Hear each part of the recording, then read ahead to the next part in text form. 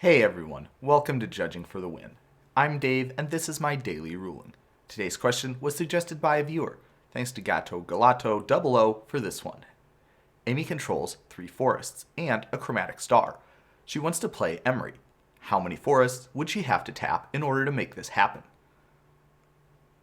Alright, so let's start out with the naive approach, which would be to just activate the chromatic star using one of the forests and then use the blue mana that generates, along with the 2 mana that she has from her other 2 forests, in order to just play Emry.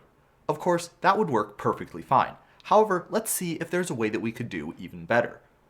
If you're familiar with the process for casting a spell, you know that there's a series of steps that you have to take in a specific order.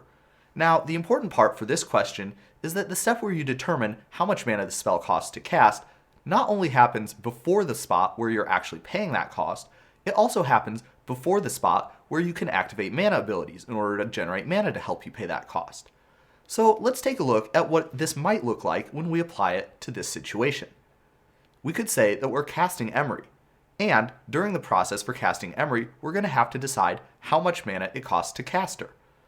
Because Emry at this point sees that we still have the chromatic star in play, it's going to cost 1 less, and that means that the total cost is going to be evaluated at 1 blue mana and 1 generic mana.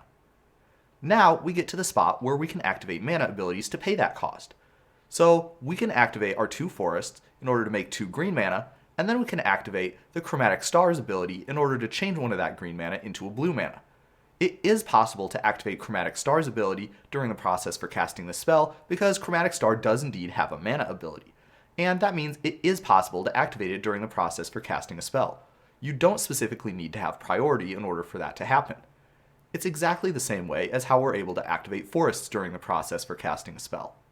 So with that, we're going to have 1 green mana and 1 blue mana, and we're going to be able to use that to pay the cost. Remember, in the previous step, the cost got locked in. It's not going to go up, even though something happened in the game that maybe makes it look like it should.